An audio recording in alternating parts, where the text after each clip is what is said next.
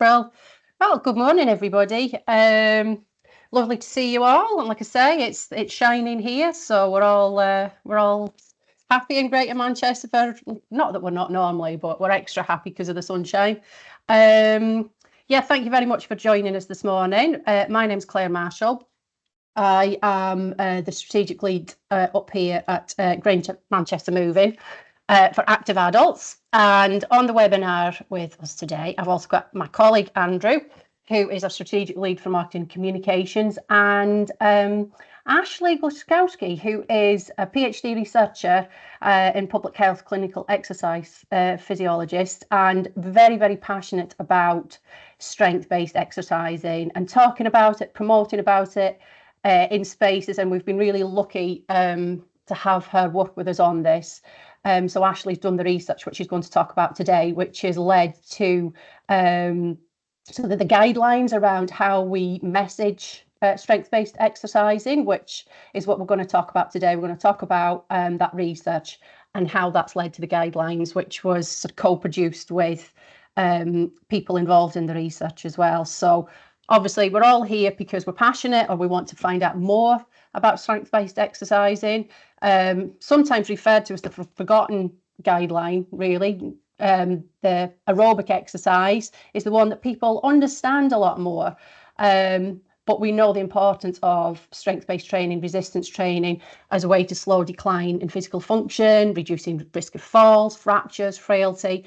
And with an aging population, it's even more crucial that we really, really start to talk about this more and promote it and help people to understand why it's important, but also how to do it.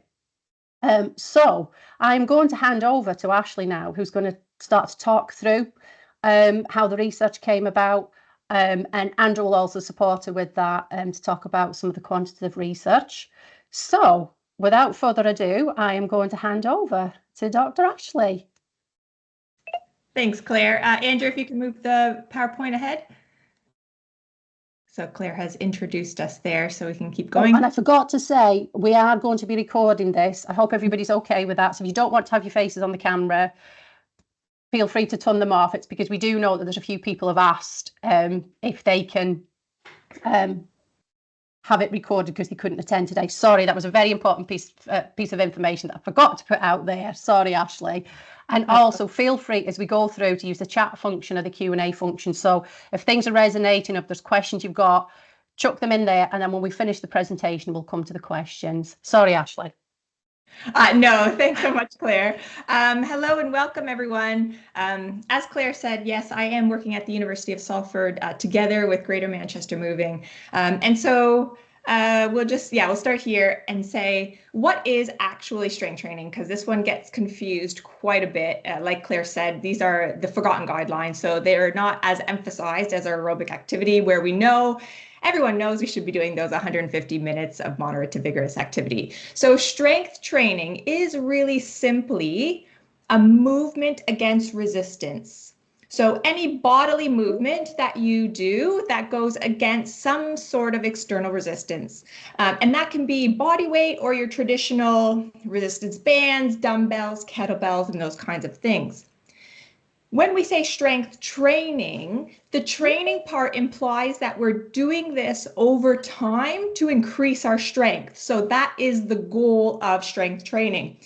That differs a little bit from when we say maybe strength exercise. So strength exercise could be doing something like one-off. But when we train, it's really with that goal to improve or maintain our strength. So that's really the difference there. Next slide, please, Andrew. So why am I so passionate about strength training? There's a number of reasons, and you'll hear throughout the talk today. But really, it's so important to build and maintain muscle, bone, and joint strength throughout the life course, because it is critical in maintaining our physical as well as our mental health, as well as our physical functioning. So in order to just be independent and be able to do the day-to-day activities that we here in this room probably take much for granted, as we age, those things become harder and harder to do without the levels of strength that we need. And you may have noticed in your own life that starting from the age of 30, we really do start to decline. So we'll start to notice that things become a little bit more challenging. They take a little bit more effort to do than when we were younger. So with strength training, we really can delay that decline as well as slow that decline. This is a graph that really resonates with a lot of people when I do show it to them. So when you see here this blue line, this blue little avatar at the top, this is a person who has been able to get to a really high peak levels of strength in their adolescence. So we do have that peak level that's achievable in our late teens, 20s, and up to 30. And then we do see that decline across the blue, green, and red avatars. But what's important here is the higher that you're able to achieve that peak, the greater you can see that you've distanced yourself from this loss of functional dependence or this disability threshold. So if you're achieving a peak level of strength, you're really going to be able to manage that decline for much longer before you reach some sort of disability. On the other hand, that red avatar, you see that they weren't able to build that peak strength as well, and they reached that loss of functional independence level much earlier than they probably should. So maybe this red avatar is already starting to have issues in their 30s, 40s, 50s, whereas this blue avatar up here will not see any declines or difficulties or struggles maybe until their 80s or late 80s. So the point here as well is this green guy in the middle, or this green avatar, they didn't participate in strength training, as you can see, but in the end, in midlife, they did decide to start strength training, and they were able to pull themselves away from this red line. So they were able to give themselves a little bit of buffer before they reach that disability threshold. So that's what we really want to aim for, is the earlier we can get people who are perhaps in this green line starting to participate in strength training, we can really push them away, delay or slow that disability threshold. So a new term has come out just recently in the research called strength span. So we might have heard about lifespan, health span, and now we were talking actually about strength span.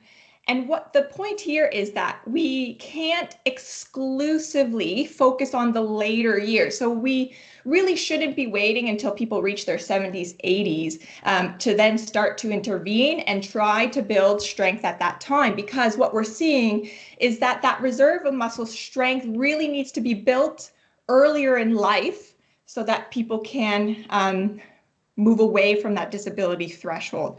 So you really do want to build up as much strength earlier in life when it's much easier to build that baseline or that requisite baseline up.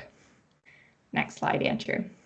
And following on, we also know that if we wait till people become older, we know that those people are usually less able and less willing to participate in the physical activity levels that will actually bring them about benefits. So we know that people who have significant burden of health conditions, they're just not able to achieve the levels of physical activity that they need to see any benefit. So we really do need to start a little bit earlier with these people.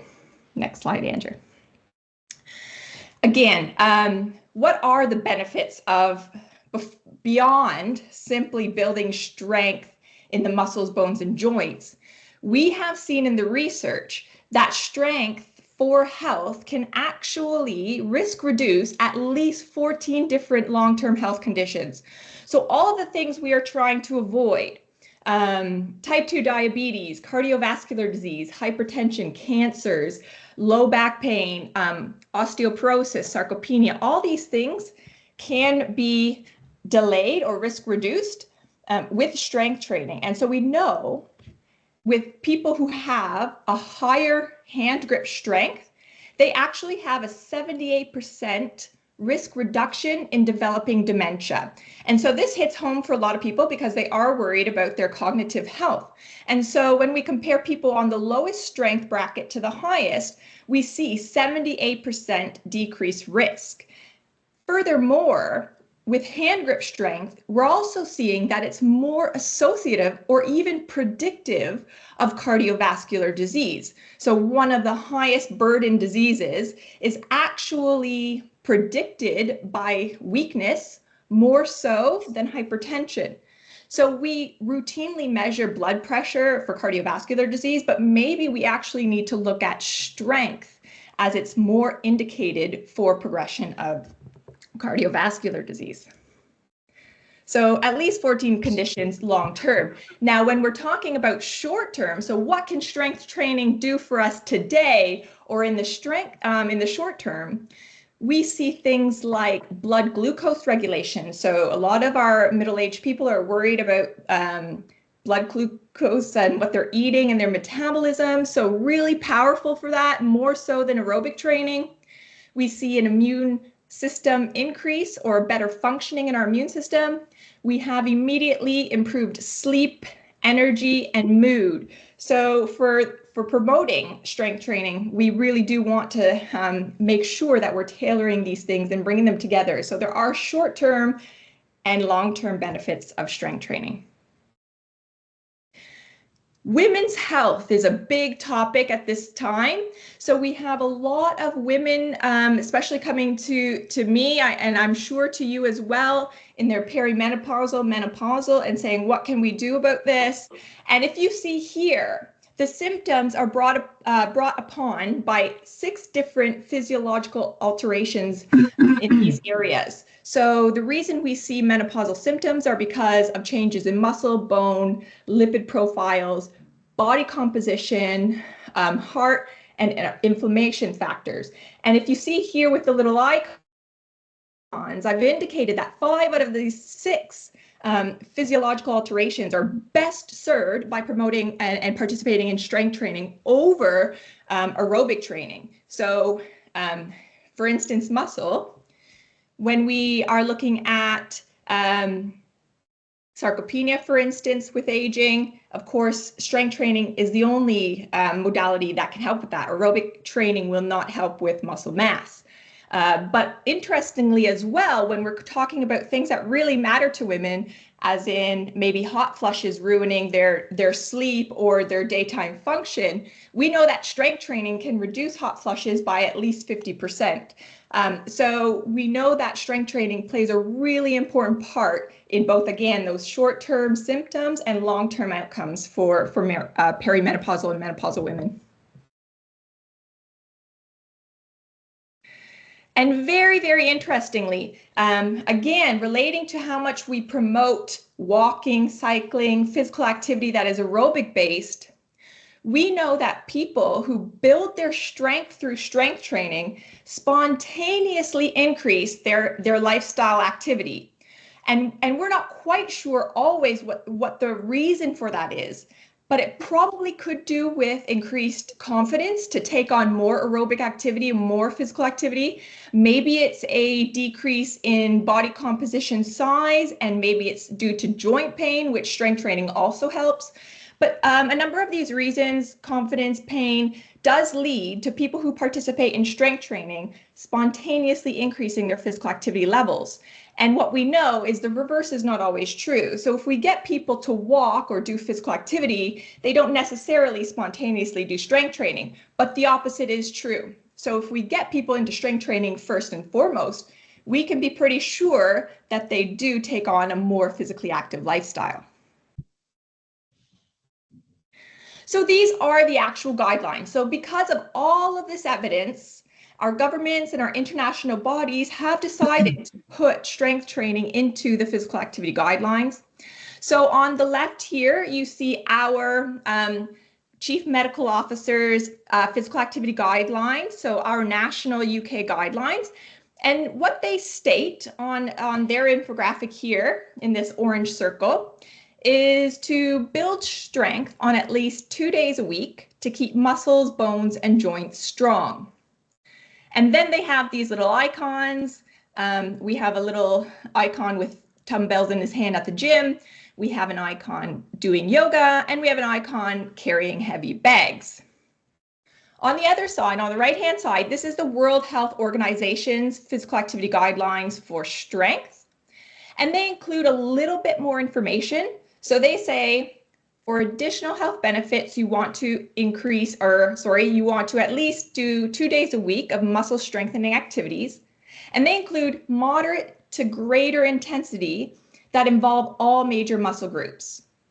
So you can see that in the World Health Organization, they've also added that you want to be doing this at a moderate or greater intensity, so moderate or high intensity. So they left out light intensity here, and that they involve all major muscle groups. So you want to be doing full body essentially. Whereas in the chief medical officers, we've decided to leave that out. So we don't have any regulations or guidance around intensity and muscle groups. And this research that I've conducted a couple years ago now, I was wanting to look at what type of awareness on these guidelines that we had in the UK here. So what I did is I asked older adults, I said, what do you know about the guidelines? And so we had things like, I honestly can't say that I ever recall seeing that. And no, I haven't come across the guidelines. So we had very, very low awareness that these even existed in practice. The knowledge about them, so they weren't aware, so they didn't have much knowledge about them. But when I asked, okay, so when the guidelines say, are you doing 2 days of strength training? What they said they were doing to meet them. One person said, I am more than meeting them because I do masses of walking. And another person said, certainly, I'm doing them because of the hydrotherapy I do, the cycling, and the walking. And so what we know is actually walking doesn't increase strength unless you are very deconditioned and probably bedbound, then strength will occur with some walking. But otherwise, walking absolutely does not increase your strength. So there is a mismatch of what people think strength training is and what it actually is. But importantly, when we want to look at people and getting them into strength training programs, what they reported is that the strength training programs that they knew of were things like chair-based exercises. And so we have one female, and note her age is 70. I don't need to do chair-based exercises. I'm not old. And we have another female, 68. Classes that are put on in the community are always for the older old. So even in these, what we might classify as older adults, technically over the age of 65, they're not seeing themselves as old, and they're not seeing themselves as they would put themselves in a class that is promoted to older people, promoted to gentle, promoted to chair-based. So they're not seeing that relevance that they are where they are for that match those community classes that promote these kinds of things. And of course, I'm sure you've all seen and heard the misconceptions around strength training. So we have many people in our age bracket, so middle-aged and older adults, saying, you know what, when I think of strength training, I just think of the hugest bodybuilder that I can think of, and that's who does strength training. And then we have another person saying, well, I might do weights, but obviously not heavy weights because I'm not trying to build muscle. And so this is a really dangerous conclusion about strength training. So we really need to try to get people away from these myths and misconceptions that strength training is only for people who want to look muscular or people who want to perform in sports, and these kinds of really damaging myths and misconceptions.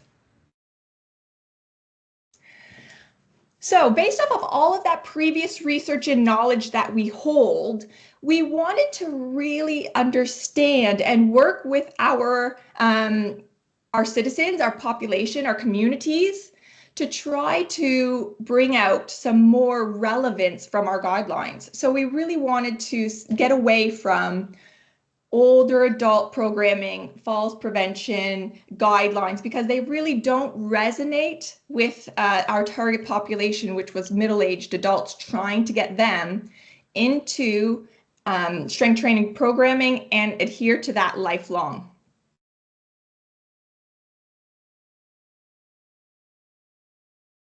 So Andrew, I think you will talk a little bit here about the survey, and then I will come back in with the other results. Thank you. Yeah. So for the first kind of part of this work that GM Moving kind of undertook with Ashley, we created a survey, and that survey was shared across Greater Manchester at the end of last year, and we got just over 100 responses, and the majority of which were female. So that's kind of what we had to start off with. And I'll just present a couple of the key findings, but I'll also put a link in the chat shortly to this kind of full report. So if there's like a full report in terms of lots of data, so if you're one of those people that enjoys lots of graphs and data, then that will be for you. But just to kind of quickly summarize on the call what we found, and a lot of it did resonate very clearly with what Ashley has kind of previously found and what she's aware of in terms of other academic research. We found a very low number of respondents could recall a public awareness campaign around strength training. So there's two there, one from Wigan and one from Stockport, which were recalled, but the vast majority of people weren't necessarily aware of kind of public health campaigns that sort of involved or encouraged strength. And this was kind of the breakdown of the people who responded to the survey. So that 33% on the right-hand side were aware of the benefits of participating in strength training, but weren't or didn't have any concrete plans to participate. So there's kind of a gap there. And then, but 25% there in the sort of purple were participating. So there was a real mix of different people who kind of contributed to the survey, which was really nice. But what we also found, and this is kind of one of the main takeaways from the survey, was that the vast majority of people, 7 in 10, agreed that they would be more likely to do strength training if they knew more about how. So where Ashley has sort of previously found a complete lack of knowledge of the strength training as a beneficial piece of sort of physical activity, that is kind of turning a corner potentially, we hope. But what people are crying out for now is more information on how to strength training, what it looks like, what does good look like, how do you get involved, and also tackling some of those misconceptions that Ashley's already shared.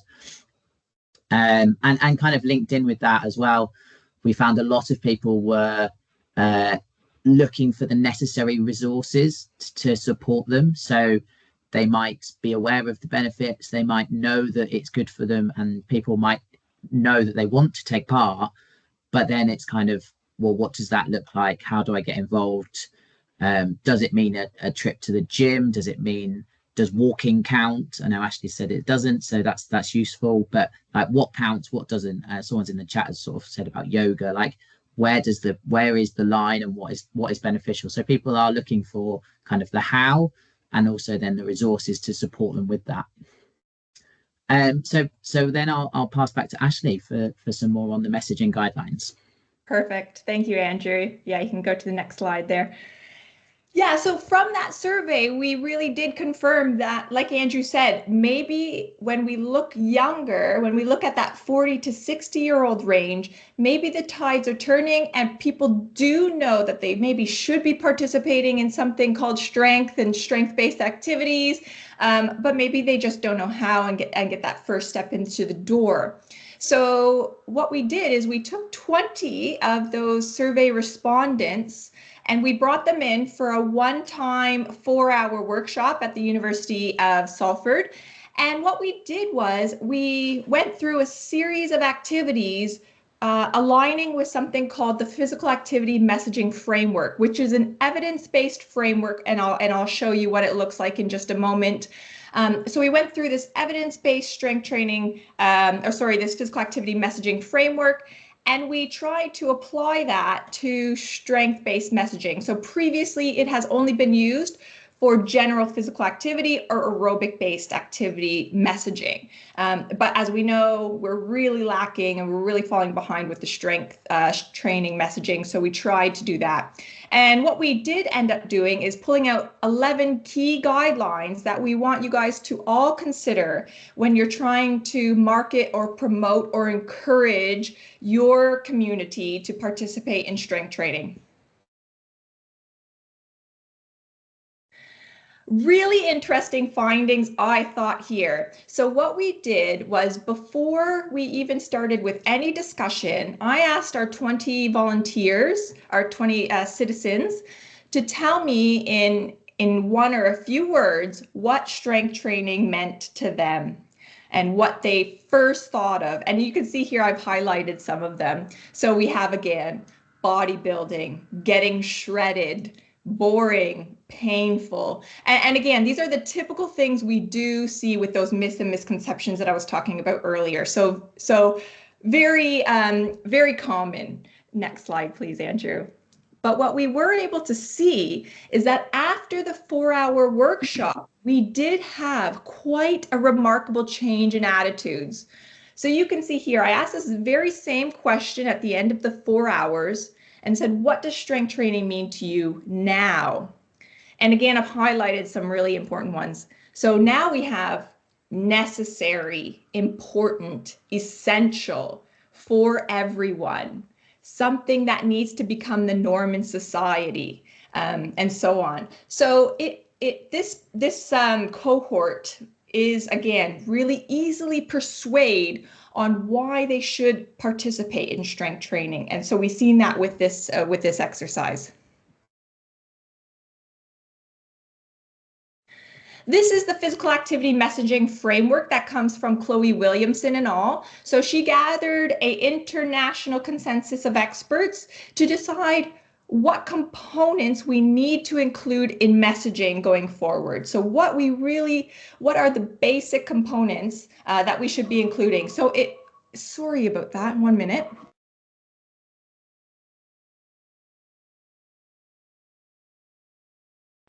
Shame on me.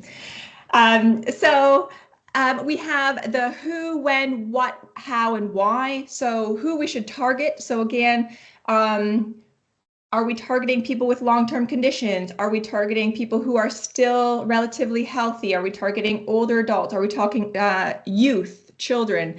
Then in our content, are we targeting what to do, why to do it, how to do it? And again, from our survey and from our previous research, we kind of understood what might be important, but we allowed our co-development to take firsthand this approach. So we weren't telling our volunteers what to think or what to put in the message, but really allowing them to take this forward. We simply showed them these are probably the things that we need to include, like text, images, videos, audio. What channels will we use to get the message out there? What settings will we use to get the message out there? So these are the components we try to use in that 4-hour workshop. And here is the result. So again, using our co-design technique, our 20 volunteers told us that these 11 components or aspects they really want to see in messaging going forward. So I'm going to talk to you through these in the next few slides, but you can see. So for instance, number 1, they want to see images of real people being active, sweaty, and strong in a variety of ways. So they weren't really happy with those UK or World Health Guidelines because they used those stick figures, those blob figures, and they didn't really mean much, or they weren't really inspiring to our cohort or our audience. So they really said, we want to see people like us, and I'm sure you've heard that over and over again. They want to see real, diverse people being active, sweaty, and strong. The second one they said they wanted to see is success stories. So has someone like me successfully implemented strength training in their own life? Are they actually maintaining that habit? Can I hear what they have to say about this program? Can you tell me how they thought your program was? So again, if you have a program running in your community, try to gather those success stories. Show the people who were successful, show those quotes, and show them successfully maintaining that strength training habit. In relation to that, this cohort, and keep in mind, it was a 40 to 60-year-olds, their preferred source of information is really from their peers. And this does differ from older adults. So we know from research that older adults do prefer to hear about health information from their healthcare providers, but this is not so when we talk to younger people. So that 40 to 60-year-old really did want to see more information from their friends, family, people like them, rather than those in healthcare providers or allied healthcare provider positions. And number 4 should be surprise. We've talked about it a little bit already. Again, how to do it. This younger targeted audience, this 40 to 60-year-old, really don't need much convincing. They know they probably should be doing it, but they need more information from us. They need to know, how do I take the guidance of 2 days per week and actually do something with that? So if I told them do strength training twice a week, they don't know which exercises they need to do. They don't know how many sets or reps or all of these other technical terms that come along with strength training. And so we really do need to provide that information. Number 5, I've alluded to.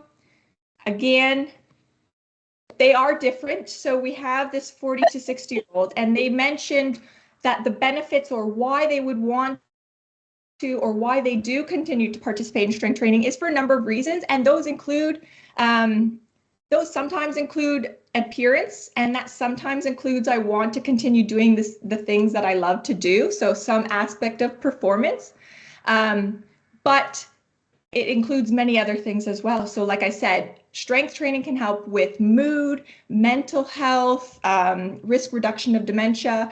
And so we have quite a lot of benefits we can draw from. We just have to match the right benefit to the right person, and trying to promote that.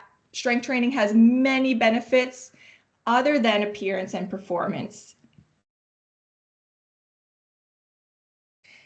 In line with that, and very related again, short and long term. So again, we know that there are short and long term benefits, and you do need to perform strength training throughout the life course. So we cannot just do it one time or for 1 month. You need to continue to do that.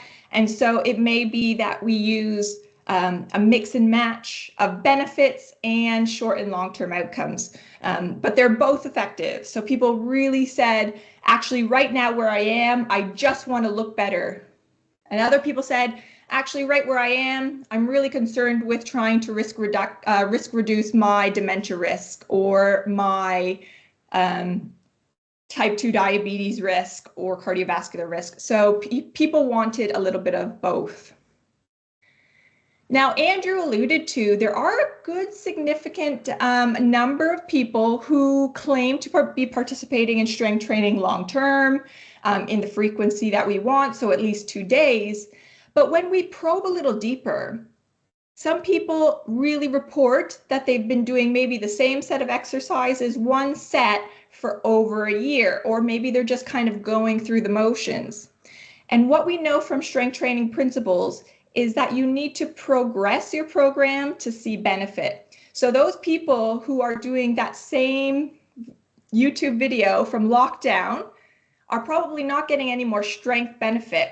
And we need to make sure that they are aware that they need to increase their effort every so often, especially remember from those World Health Organization guidelines, if they're in that light intensity resistance training, that really doesn't count and it really doesn't build strength, especially the older that you get.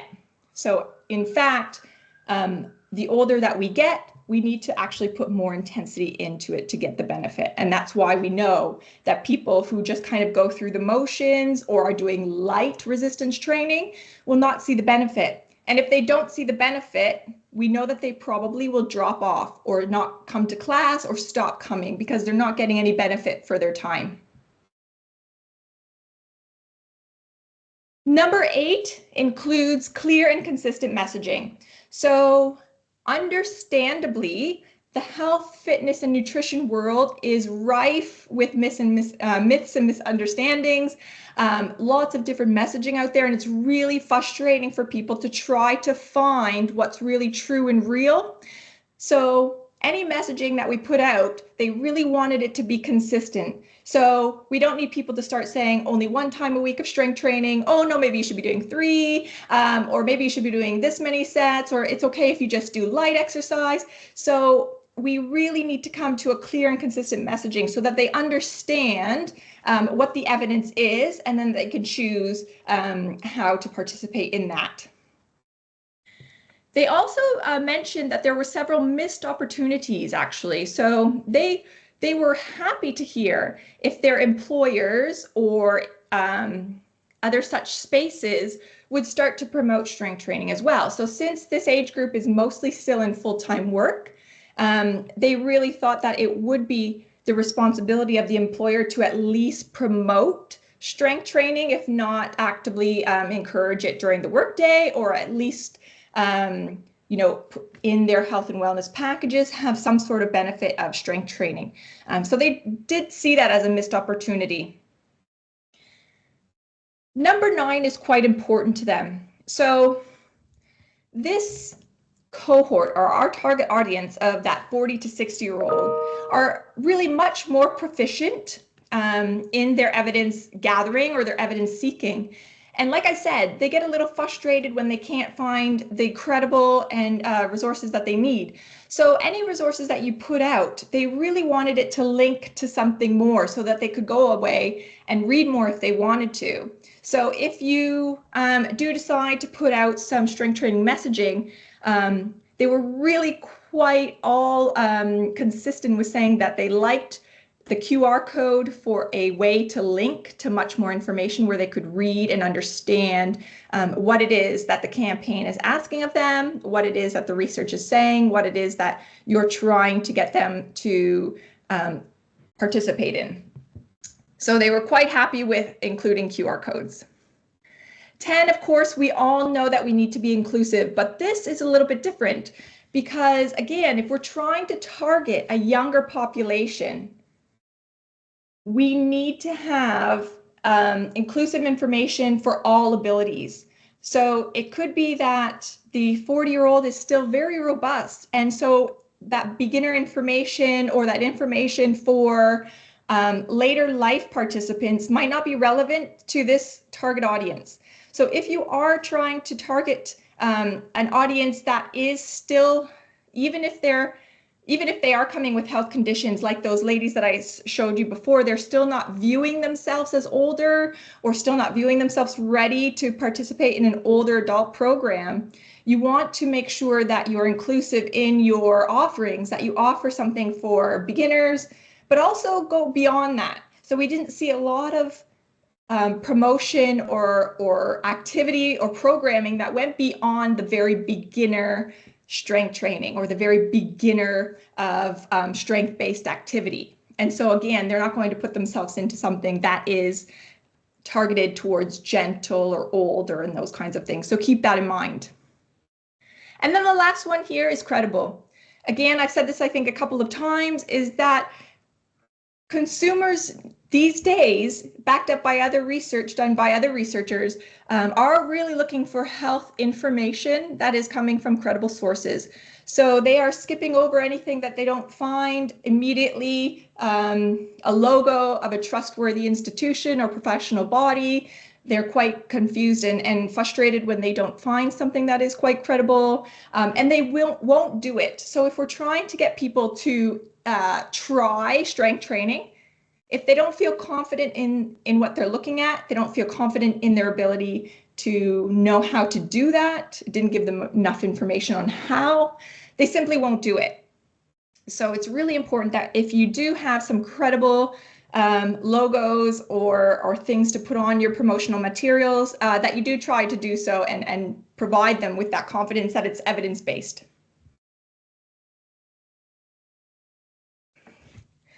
So what we did in the end is we tried to take those 11 guidelines and put them into a visual. So this is our first attempt, and of course this hasn't been evaluated, so please take this with a grain of salt. But we tried to put some of those 11 guidelines into practice here, just so you could see, and we could start to see what this could look like in practice. So you see that we have the real image. So a real mom with her children doing exercise right in her kitchen. So real people looking strong. So we added that. We added the success quote, sorry. We added the link, the QR code to more information. We have credible logos. So Greater Manchester Moving, you know, the forefront of our community region in physical activity information and the university. And so we tried to put these things into practice. And so here are just a couple of visuals on how we tried to do that. The next page.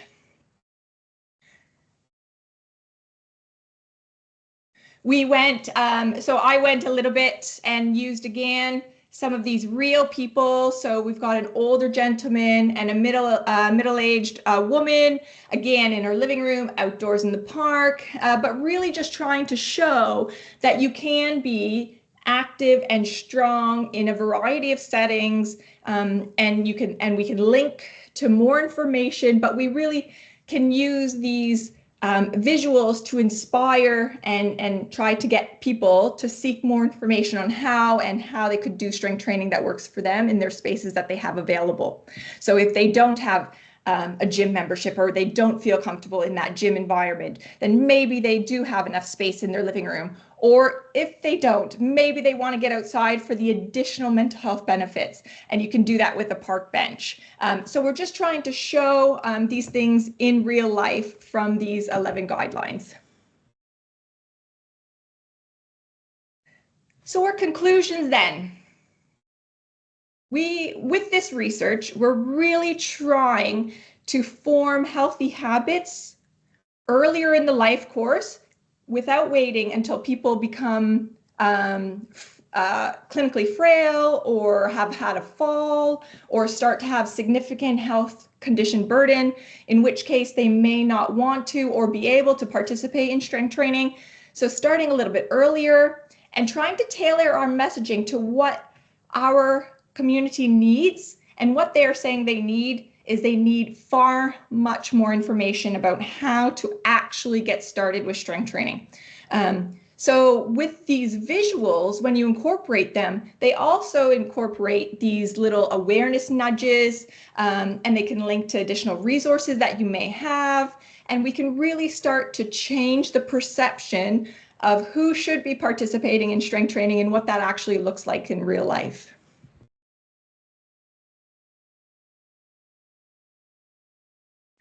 So why we've asked you here and why we've invited you to this webinar is that we really do hope that you take away some of this information to positively influence awareness in your community and region, to inform people that there are strength training targets that we should be meeting, that there are opportunities out there and we should signpost to those so that people know that they're there.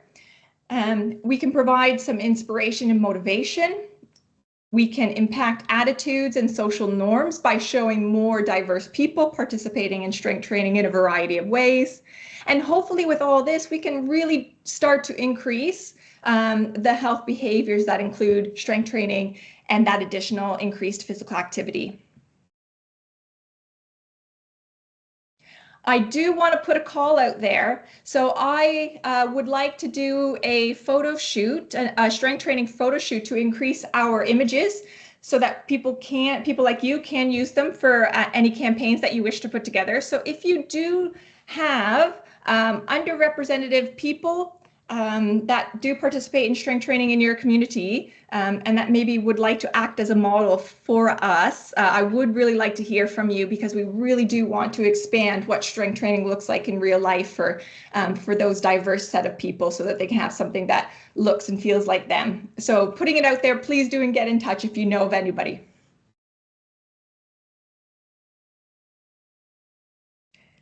And our final question, we want to hear from you now. So what barriers do you have or do you foresee with the things that I've just talked about? So how can we help you overcome barriers that you might have in putting this into practice?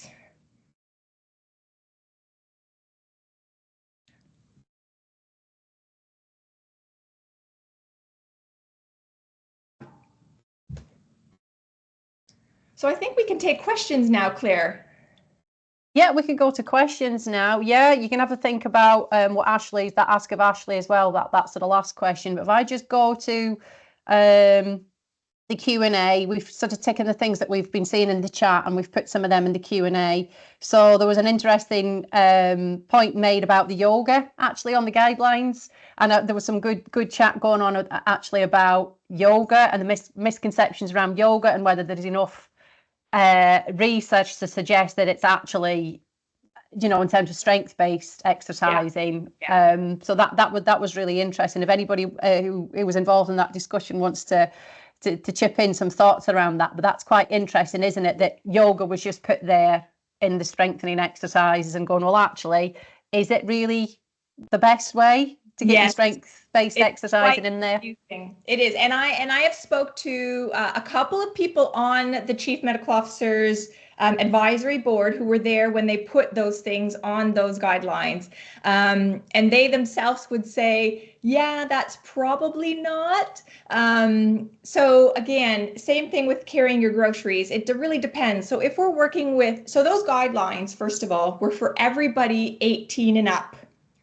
So they include 18-year-olds and 99-year-olds.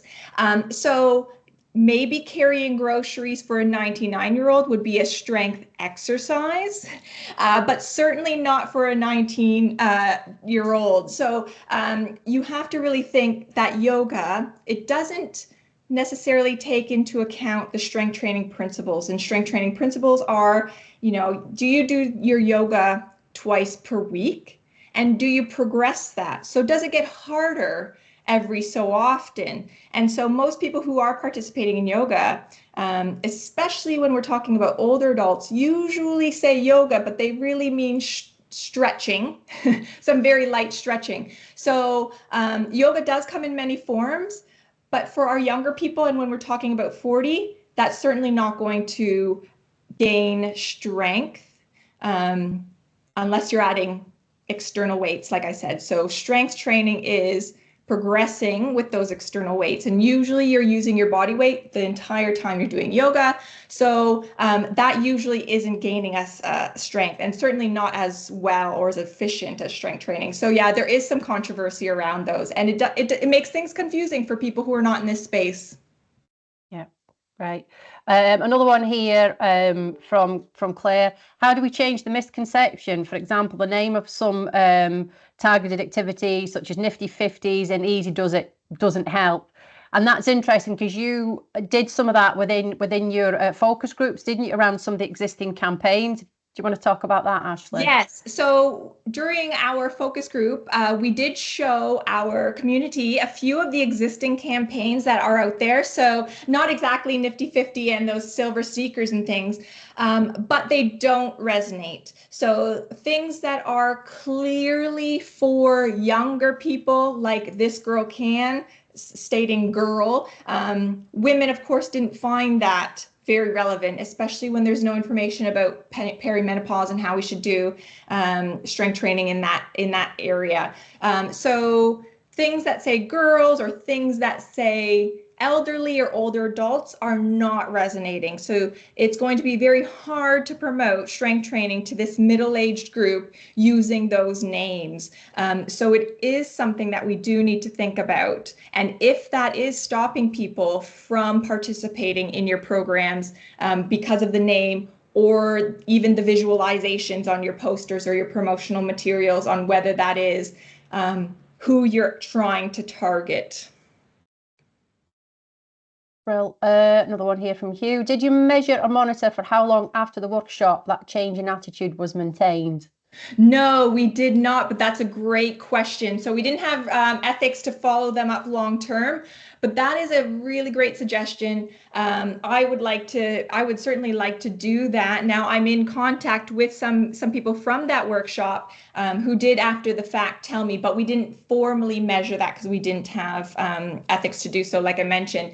But they did say, actually, for some of those people who have stopped training, they went back to training, and so some of these really inspiring things that did happen. So I think that some of those things were probably carried on, and I don't know if they would be immediately reversed just because they left the workshop. I think they did leave with a greater sense of knowledge and purpose on how to put that into practice. Another one here, this is from Hugh as well. Where does supporting individuals around building better habits fit into the guidelines? A great one as well. Yeah. So we don't have those behavior change techniques built into the guidelines at all. But what we could do is, if you have some of that material, you can link further to that. So if people are participating in your programs, or if you've got promotional material with those QR codes, you can link to some of those behavior change techniques that really do encourage long-term adherence. So maybe you give them a free journal where they can record their program and their progress. Maybe they have check-ins with you every so often that you continue to follow up their progress. And so we know all of these things really work to build that long-term habit that we're really looking for. So no, they didn't incorporate. So to reiterate, the Chief Medical Officer's guidelines were not co-produced, and they were not included behavior change techniques. So those are the two downfalls that we have tried to change with the produced messaging, but we did not include behavior change techniques specifically. It'd be interesting if people think it is helpful having the different campaigns and posters and wording around being able to do it in the home and outdoor spaces, because that's a way to try and support that behavior change, trying to think about it. It doesn't have to be something that's done in a class once a week in a gym. It's about how we can build it into our everyday lives, whether it's between Teams meetings, for example, when we're working. So that'd be interesting if people think that could be useful. Yeah, that's right, Claire. So people did want different things. So some people still do have a gym membership and like to get out of the home to do that. But other people don't feel like the home is right for them and that they want to get outside and into the fresh air. And other people don't actually want to go outside because they're not quite confident to step outside and let them see them doing strength training just yet.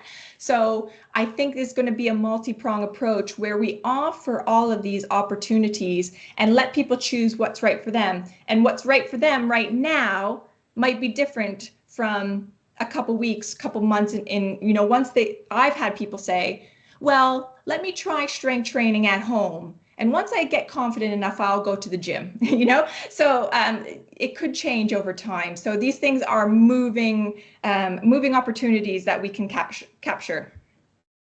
Another one here. How can we promote specific activities for strength training in a way that's easily understood by the public? Any key suggestions? So I guess what somebody might be getting at here is some of those really easy exercises that people can do, which are simple to understand, for people to go, that's what building strength is about. Exactly. So what we need to do is we need to, in this case, take an exercise and show people how closely that relates to their everyday activity. So for instance, the squat is sitting up and down off your chair, which we do a million times a day. So how easy it could be is you already know how to do the squat, just take away the chair once you get confident. Another one, the deadlift, sounds really scary. It's simply picking your groceries off the floor. So every exercise really does mirror nicely to things that we do every day. So the overhead press, could be putting away your groceries in that top, or pulling down something off of that, that top cupboard. So just showing people that they're already doing these movements in real life, but we need to add some weight to them so that they gain and maintain their strength to oppose that decline that happens when we hit 30. And I think that's a really important point, is it's the showing how, because when you say like a deadlift, people go, oh, wow, that's a really technical term. Yeah. But actually, when you break it down and go, that is a simple everyday movement. Exactly. So that's where about people feeling comfortable and confident to talk about what it is and what it looks like. Yeah, we need to do a much better job with breaking down these terms and showing them how to specifically do this so that they do feel confident to do it. Because, like I said, telling them, that's telling them to do strength training twice a week, or telling them to do a deadlift, simply will not inspire behavior change at all. And then on the same thing, what does progression look like? You mentioned that people should not be doing the same routine over and over again. I guess, what does success look like? Yeah, that's a great one. So in principle, we usually call for an increase in intensity every 4 to 6 weeks. So you do a program the exact same way for 4 to 6 weeks, and then you small. It's not going from 10, from 2 hand kilos to 10 or 20. It's the next available increment, a small change every 4 to 6 weeks. So if you're currently using in your classes a 3 kg dumbbell, you get them to do a 4 kg dumbbell in 6 weeks. And the same thing goes. And weight is not the only way to progress. You can certainly get better in your form, in your intensity, in your range of motion, but using the weights is the easiest and the most effective way to progress people into getting the strength that they need so that they avoid that disability threshold. Some other great conversations going on in the chat about people who are doing health walks, group walks, and wanting to introduce strength training into the walks.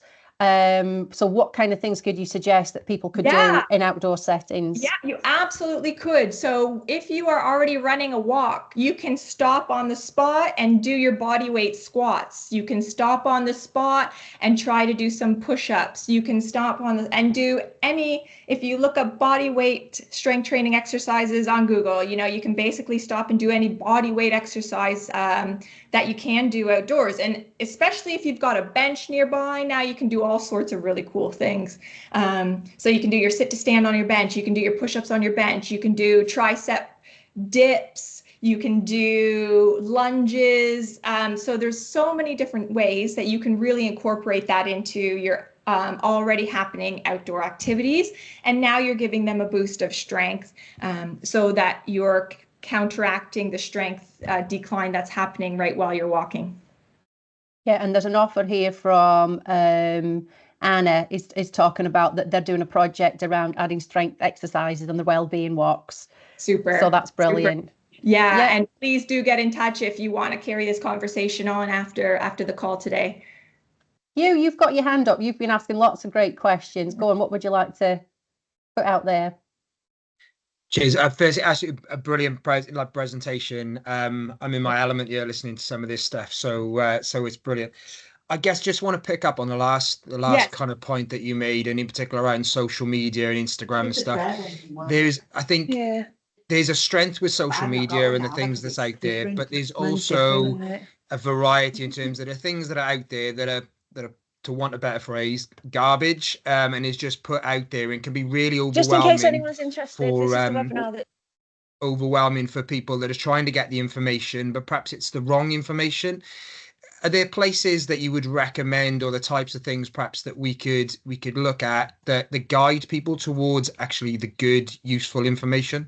Yeah, it's a great question, Hugh. Thank you. I think in part is because our organizations don't feel comfortable with knowing which programs to promote and which to not, because they can't discern which is evidence-based and which is safe and those kinds of things. So they don't promote anything.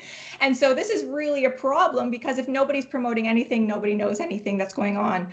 I am trying to fix that, but it will take probably a big group of people like yourself who really do want to push out evidence-based information and kind of push aside all of that fake influencer kind of social media stuff.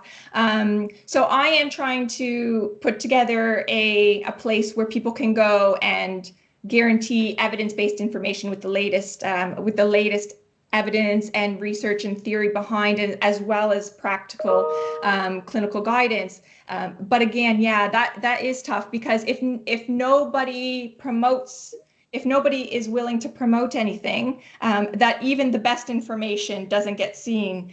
So we do need, I think, people to really take on and say, actually, I'm going to investigate, and I'm going to have some sort of maybe rating system, or there's some way that we need to, and I'm still trying to think this through, but there is some way that we need to kind of rate these things and say, actually, this has been accredited. We looked at this program. It is doing the evidence-based things that we know to be true and effective and safe, and so that we can start to push those out in various channels. But until people are kind of willing to take that plunge, I would love to have some more thoughts from you on how we could overcome this problem.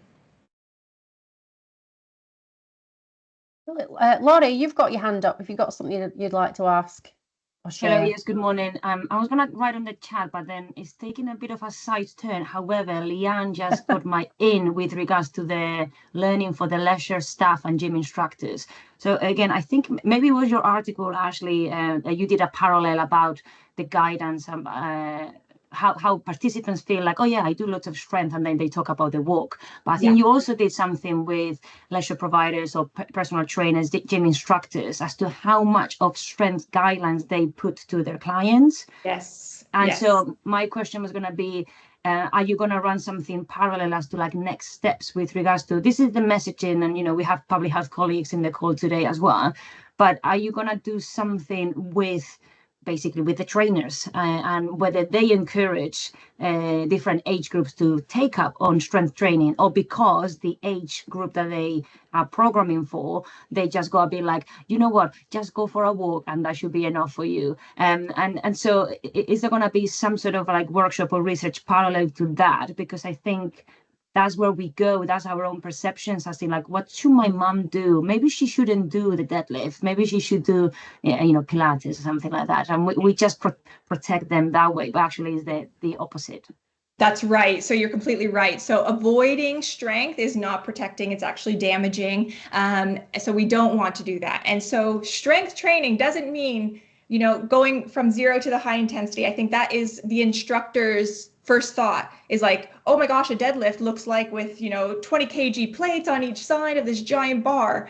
And certainly you can do the deadlift movement with your body weight, so I think there is some work to be done on the mindset shift of instructors on how to progress and regress. So if they're already working with their 19-year-old clients and doing heavy deadlifts, you can do a deadlift with a 90-year-old, but you just regress that in the weight and the intensity. So every exercise can be progressed and regressed to the individual's ability. It's not that we need something totally different, and it's certainly we should not be doing something totally different just because people are chronologically higher in age.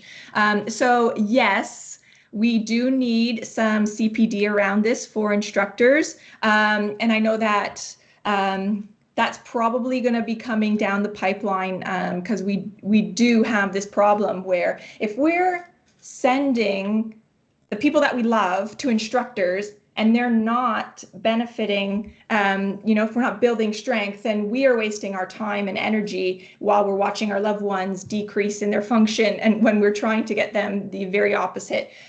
So yes, I do take that point very, very importantly, that there is something that we need to do in this area urgently. somebody else made a really important point there about around the experience of menopausal women wanting to feel that they want to go to a gym, but not necessarily feeling welcome in that space, feeling like the body doesn't fit in anymore. There's a lot of young people, like we say, and that's probably something which I think will resonate certainly with people, I hope resonates with people, from that leisure space, thinking about, there's a big cohort of people who kind of don't really know where they currently fit in terms of that. Yeah. So again, I would love to have spaces where we block off hours or times for these demographics and say this is perimenopausal time, so that people do feel comfortable. But certainly we can start by coming in and showing them that they can build up that confidence in the home or in their garden or in the park and start to perform and build that confidence. And what I've seen is actually those people who have said they don't quite feel confident either continue to buy the equipment they need to progress their strength training from home, or indeed get the confidence they need to not worry about who's watching them at the gym when they do go there. So I think the key is really just starting them at home with an evidence-based programming that will get their strength up, that will get their confidence up, and then they can choose whether they invest in the weights and continue to do that from home, or whether they've got the confidence now to not worry and just get in the gym and get it done and get out. But yeah, I mean, in an ideal world, we would have, a space for every different cohort and every different demographic, so everybody felt comfortable in a gym space, but we just don't have that. Yeah. Alec, you've had your hand up for a bit. Would you like to ask something? It was just I was thinking about, so for all the people, particularly around falls prevention, there's evidence-based programs. There's FAME and there's a TAGO that are really well known. Is there a space here for an evidence-based program around strength that could be developed? Yeah, so we know that we do need to move people on from these programs, right? So once people go through a FAME or an TAGO, what next, right? So, okay, so they've done a 12-week program. They didn't really probably gain much strength because the research that we show and that we have shows that these programs don't really focus on building strength. So FAME and TAGO, they don't measure strength, they don't build it. But once you finish that program, you really should be moving on to something, a graduate program, if you will, where people do now have a little bit of confidence, have gone through exercise if it's new. So we're probably ripe for those people to immediately go on to something a little bit more challenging where they can kind of feel much more accomplished actually at the end. So say, oh, okay, I've done that. So now my falls risk is reduced, but now let me start to reduce all of the other conditions that falls prevention is not handling, which, are all the other conditions where strength training can kind of pick up that pace. So I think there is some room where we can put an add-on into that program and really then start to do something special. Another question here, or something that's resonating from Rachel, makes me think we need to split messaging and approaches very clearly. Not enough just to have one message. We need different approaches for different cohorts. So for the 40s to 60s, and then another for sort of older adults. So things that are going to resonate with different age groups. Yeah. So I do want everybody to come away from here to remember that we are working with the 40 to 60-year-old, still fairly robust community population.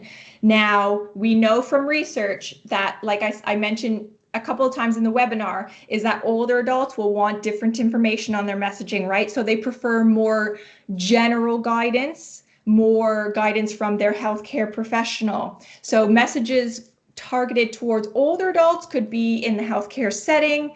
They're going to be much more general. So do some strength training exercise rather than do strength training twice per week, these sets, these reps, and so on. But our younger people do want that information, or they're not going to do it. They need to feel confident in the information that they have. So yes, different messaging is needed. Go on, Hugh, you got a question? Yeah, sorry, me again. No, I think it's more like a challenge on that point is, I think we should also, and this isn't bashing in terms of any kind of part of the sector at all, but it's understand that maybe we assume that all the healthcare professionals know the right information to give to people. And like the example I've used of late is the mother of one of my daughter's friends has had an ACL reconstruction. And the physio is telling her to start doing some strength activities, obviously to stabilize around the knee and whatever. So recovery, yeah, a nurse and a GP is saying don't do anything. And so it's difficult then when you've got mixed messaging around, well, who would you listen to? Now, I gave my advice on who I would listen to in that respect. But if you've got three people are giving you conflicting information, that again makes it read, especially if you're going to trust, let's say, a GP who's saying don't do any activity. And I appreciate that's an individual. I'm not sweeping statement across GPs. That's an individual. But if you've got that GP and they go, well, they're telling me not to do anything, then that starts to instill a bit of fear around that. Yes. Whereas my advice would be do it, because it's going to benefit your recovery and so on afterwards. I completely agree, Hugh. And it's not a bash, because we do have research to suggest that healthcare providers are not aware of the guidelines, just like everybody else, and they're not confident. So they will be probably the first almost to tell you that actually I feel much more confident giving medication than I do physical activity advice. So we know that they are not prepared to give this advice. So this is one problem that we do have. Now, yeah, they are giving conflicting information a lot of the time. They do have some indication to me that they're trying to move in the right direction. So they are starting to now give out the information, at least, that being sedentary is more dangerous than being active and these kinds of general things. But I completely agree. And this is why this population, who is really keen and can do their own information online, are really frustrated when they see these diverse messages.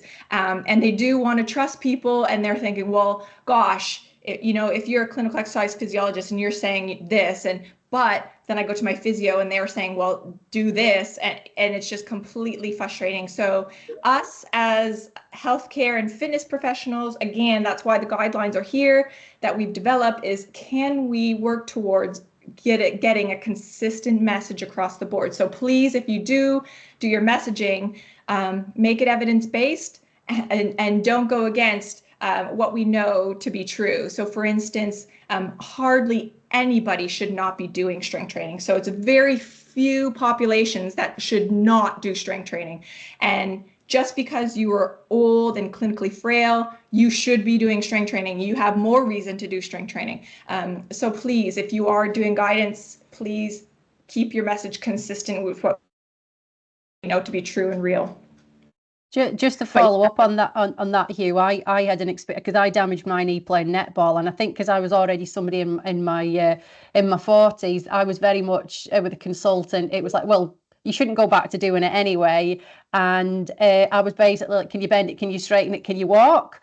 And it was only when I sort of queried about physio, to keep on with the physio, I had to kind of prompt the consultant, and it made me really think. The consultant didn't need to be telling me loads, but at least if she'd said, you need to be keeping up with the physio, keep up with the strengthening exercises around your joint, which the physio will talk you through, that's like a 30-second conversation. Yeah. So it's about how do we change that approach? And I know what we're trying to do in GM is around that physical activity clinical champions, getting our medical experts to do that, when they don't have a lot of time, but at least doing that signposting, and that it's important that you do it. Follow what the physios. It's really important that you do this. It's really important that you keep your joints, your muscles moving and strong. And that's something that we're trying to look at across the system in GM and encourage. Somebody's got their hand up and I can't see who it is. Laura. Hi, Laura. Oh, there you are. Yeah, go on, Laura. So hi, Claire. So yeah, I come from obviously a completely different perspective in that I'm obviously coming from an equipment provider. But having worked at Life Letter for 18 years, and also experienced something similar to you, Claire, in terms of I had an ACL. Actually worked with a really proactive physio who, it wasn't lying on a bed, it was doing strength exercises and rebuilding the muscles around my knee to make sure that actually I could return to sport. But I think the problem with consultants and clinicians is they're afraid to say that to you, Claire. They're afraid that something will go wrong and then they'll get blamed for it. So that's the other thing you have to think of, I think, from a GP or a consultant perspective. And I really think it's working with the physios that they get referred to and building up confidence and messaging with physios who then need to refer them into activities that are happening in their localities, if that makes sense. So Yeah, I think, GM are doing some great work around working with clinicians and consultants, but actually working with those people in the community who these people are, I suppose, under for their rehabilitation, or if they're under them for their rehabilitation, to let them know you can support them for their rehabilitation. So yeah, that continuous of care, right? So once you see the GP and you're going on to your physio, but once physio ends, you're going on to a falls prevention. But once that ends, so we do need to have that continuous of care and of all of those abilities. So in our research today that we're talking about, remember, it's those 40 to 60-year-olds get left off of so many of those programs, right? We're not targeting these people who are still willing and able to participate in strength training, but we wait and we say, no, we don't have any provision for you. Wait until you have a fall, then you can come into our program. And so, yeah, it's really that we do need something for all ages and all abilities if we want to especially build that habit and change and pivot towards what's going to happen in the future when everybody is remaining sedentary like we are for this hour, sitting all day and then not having anything to go into until we become ill. And then we have that provision and then you have it for 8 to 12 weeks and then you're done with that. So I do see, Laura, where you're coming from and that, yeah, we need those, again, what he was saying, consistent messaging, consistent programming and provision for across the life course, because again, we're going into a really dangerous territory if we're just going to wait until everybody becomes clinically frail until we do anything about it. I'm trying to see if there's any other questions I've missed in the chat. Has anybody got anything that they would like to ask or share? There was a question here around not-for-profit gyms and memberships and offering free memberships. That's always going to be a sticky wicket because that becomes a funding and a commissioning issue. I'm aware that will look very different in different places, and they're normally associated to more exercise on prescription schemes rather than it being something which is preventative, I guess. So that's all. It's all in an ideal world. It would be great to be able to give out some free memberships, and it does happen because I'm aware that a lot of exercise on prescription type schemes, it'll be for like a 12-week period perhaps, and then there'll be some kind of reduced membership. But do be aware, just giving out free without the information behind it, again, that's exactly what we found in the research that we're talking about today. Just sending them off to a free membership, they have no idea still how to do strength training. So that it needs to come with significant education, showing them how to do the exercises, how not to do the exercises, how to progress the exercises. So it does come with a little bit of education first. So I don't think that is the whole be end. If everybody got free things, I don't think anybody would still take up half of those passes. Hazel. Oh, hi. Yeah, sorry I've been off and on. I'll take a couple of calls. I was one of your volunteers, and I've also been and done some video, and I've not seen it yet, with you at Salford as well, which was really good. And I think for us, I work for Age UK Stockport, and we're really trying to get this implemented in some of, working with our older people as well. So we do lots of exercises in the community, but we don't bring the strength-based element into it. So that's something we're going to look at. And I'm like perimenopause age, and it's really give us a good insight and thinking about what we do. I do activities, but not as much strength based. So that's really, I think, after going to your workshop in we did, I think it shocked us all. So yeah, I think it's been really great work, Ashley and the team. Well, thank you, Hazel. And yes, we're of course glad and we're willing to help. If you do come to specific barriers that we might be able to help with, please do let us know. So just to reiterate, we do have 10 minutes left or so, but I am looking for, so some of these comments have alluded already. again, those challenges and those barriers that you come up against that maybe that we can help. So either through research or through GM moving and a tandem thing with research that we need to help or provide you guys with, please do get in touch. And I am certainly willing to push this, obviously this forward as best that I can as a researcher and a clinician. So very happy always to hear from you guys in anything that you need help with. There was an ask. I wonder whether Andrew can help with this. There was an ask to pull up the graph that Ashley showed at the beginning. I think that was the one around. Yeah. Yeah. That's always a good one. We'll share the slides and other resources after today, as well as a recording and stuff. So I'll pull everything together, all the links and stuff that we've shared. So that everyone's got it in a single email, and that will get sent to everyone on the call. Yeah, another great point here about complex issues and opportunities to move in our society. We really need to work on built environment, access to green space, opportunities for practical physical activities. Bigger conversation for another setting, but I think it is important in the context of strength. It's looking at opportunities for an individual to be able to do it whenever and however they want. You know, I know there's people from leisure settings on this call, but we've got to be realistic that for a lot of people that's way down the line. Or it might not be something that they can fit in time-wise, money-wise, you know, in terms of the lifestyle. But how do we support people, however it works for them, to feel comfortable, to understand why and how to do the strength-based exercises and movements in their everyday life. And it is little things like, you know, what can we do in those green spaces that we can use to do that? How can we make it easier for people to do it is really important, isn't it?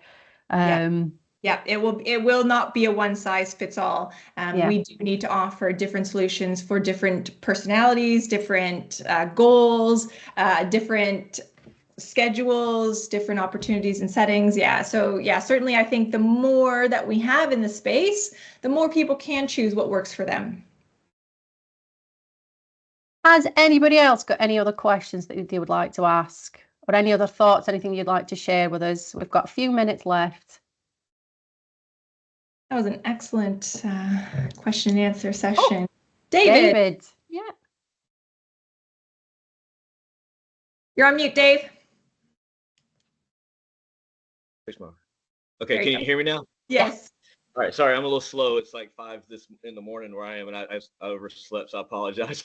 But I work in primary care in the U.S. I guess in the UK, you call me a physician associate, and I know there's a lot of controversy with that right now. But everybody has a group of people that they influence, and I think that's just important to you know some GPs, you know some other people, and there aren't many of us who know what we're doing when we talk to patients about this stuff. And I think just keep pushing out the good message in very simple terms like you are. And I'm excited to watch the recast of the webinar because I apologize for missing that, but I wanted to get on here and say hi. But what I have learned briefly is keeping the message very simple, to the people, doing something like a lady the other day, stand up for me one time. Okay, let's do it one more time. And she collapses in the chair. All right. So, let's talk then, 5, the basic information, and then teaching basic things about talking about physical activity, not exercise so much. And then bringing them into just some, like I say, the access issues, body weight stuff, things like that, it seems to be extremely beneficial and helps them with that self-efficacy and helps them be motivated. Because when they come back and see me, hey, I've been doing that push-pull and legs you taught me about. Yeah. And I mean, ideally, all of our healthcare providers would have some basic knowledge like you have, David. Well, obviously you have much more than basic knowledge, but at least if everyone had some basic knowledge where they could at least talk about these sit to stands and these kinds of things in those very general terms. That is the very ideal world, right? If they had the time and the education behind to say something. If not, then at least somebody in the practice, right? So at least maybe the social prescriber knows a little bit or can point to somebody who knows a little bit. Or maybe, in my ideal world, we would have a clinical exercise physiologist in each GP office where we could go on and on about these things. But yes, circle of influence, David, excellent point. we all have the ability to affect the people around us with our positive messages. So yeah, thank you for that comment, David. And just brief, I have been very busy clinics, seeing 30 or more adult patients a day, and there is time. It's brief, but there's time. 30 to 60 seconds is time. You just have to get the person to understand it. So yeah, I'm with you there, David. I wish I had more influence on on GPs.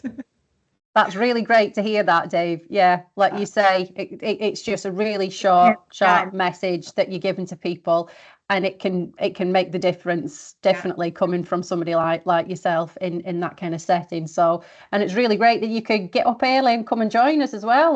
That's absolutely amazing. Well, we've got 3 minutes left, and if we don't have any more questions, I think we've had a few suggestions here that we should use that time to all go and do something. So whether that's going up and down the stairs, doing some squats while you're waiting for the kettle to boil, do some lunges as you walk across your office, whatever that looks like. But I really hope that you've all got something from this, even if it was food for thought. Like we said, we will share those resources, those slides. We will share the recording as well, so people will have access to that if you were late or if you had to jump off of calls. Feel free to share that with other colleagues who you think would find this useful. We've put our email contact details on there, so feel free to get in contact with any of us if you want to, if there was something that resonated, if you wanted to connect with other people. I hope everybody's okay. We can connect people up if they need to. Yeah, and please keep sharing and promoting strength, however that looks in your places. But thanks once again. Go and enjoy the rest of your day, and hopefully the sunshine is shining where you are too. And thanks again for your time, everybody. Have a good day.